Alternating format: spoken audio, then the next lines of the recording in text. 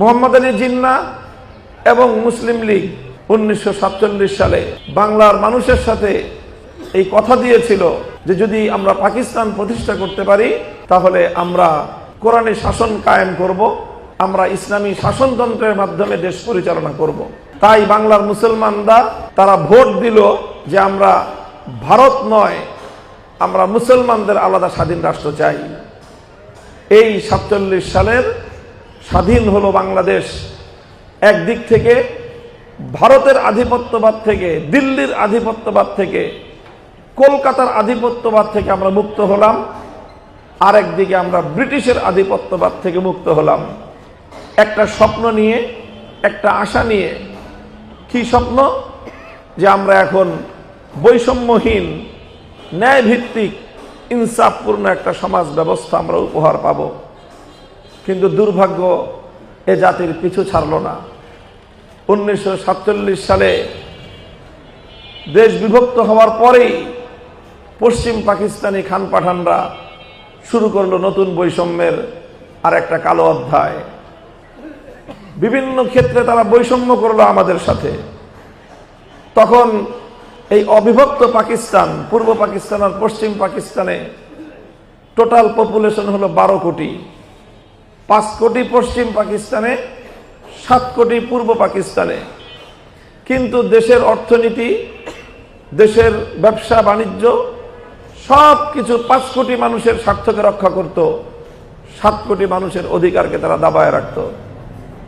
আমাদের এখান থেকে বিভিন্ন রিসোর্স, বিভিন্ন উপাদান, এগুলো পশ্চিম পাকিস্তানে নিয়ে সেখানকার উন্নয়ন হতো 75 ভাগ, আর 7 কোটি মানুষের বাংলাদেশে উন্নয়ন হতো 25 ভাগ।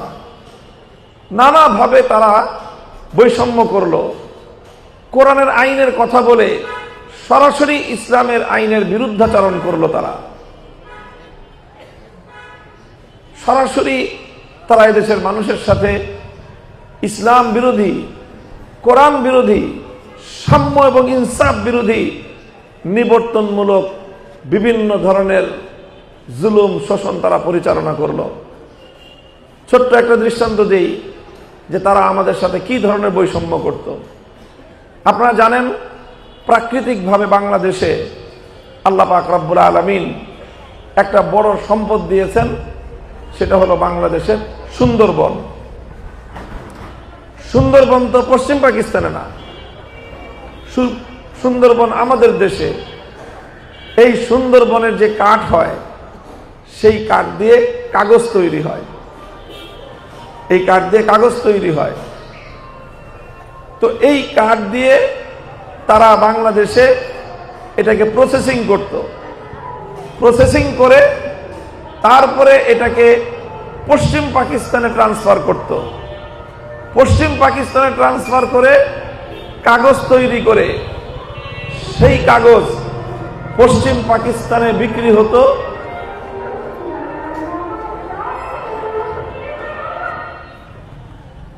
পশ্চিম পাকিস্তানে সেই কাগজ বিক্রি হতো অল্প মূল্যে।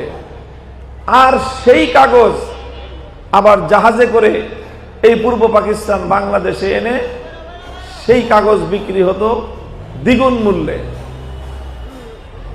লক্ষ্য করেন যে কাঠ হলো আমার দেশে, সেই কাঠ দিয়ে কাগজ তৈরি হবে এই দেশে, এখানে মিল তৈরি করতে হবে, সেই মিল থেকে কাগজ তৈরি হয়ে সেই কাগজ এখানে কম দামে বিক্রি হবে, এখান থেকে জাহাজে করে পশ্চিম পাকিস্তানে নিয়ে গেলে সেখানে বেশি দামে বিক্রি হওয়ার কথা। কিন্তু সেই শোষক গোষ্ঠী, বৈষম্যের সেই শাসন ব্যবস্থা, সেই শাসক গোষ্ঠী তারা এদেশের মানুষকে বঞ্চিত করে এদেশের কাঠ ওই দেশে নিয়ে ওখান থেকে কাগজ তৈরি করে ওখানের ছাত্র জনতাকে অল্প মূল্যে কাগজ দিত।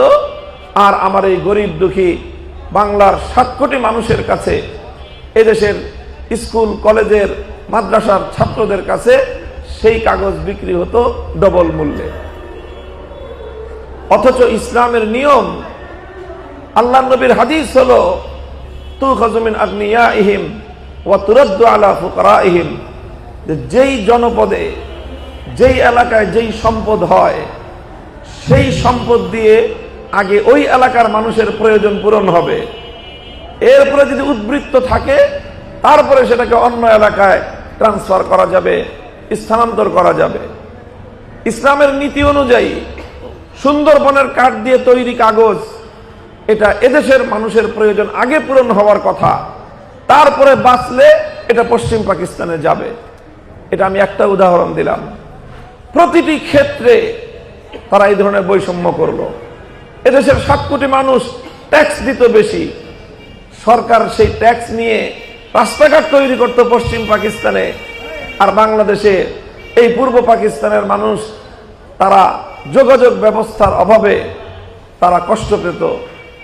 এই ছিল 24 বছরের দুঃশাসন, 24 বছরের বৈষম্য।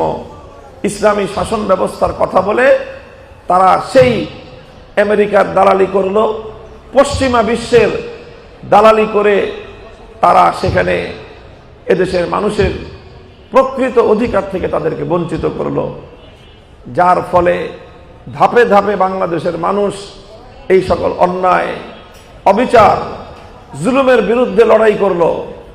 52 ভাষা আন্দোলন হলো, 54 সালে যুক্ত ফ্রন্ট হলো।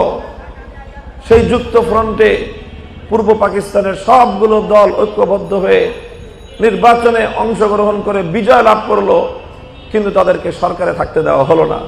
সামরিক শাসনের মাধ্যমে শেরেবাংলা একে ফজলুল হক সহ যারা নেতৃত্ব দিয়ে সরকার গঠন করেছিলেন, হোসেন শহীদ সোহরাওয়ার্দী, শেরেবাংলা ফজলুল হক, মৌলানা আব্দুল হামিদ খান ভাসানী এবং মৌলানা আতহার আলী খান।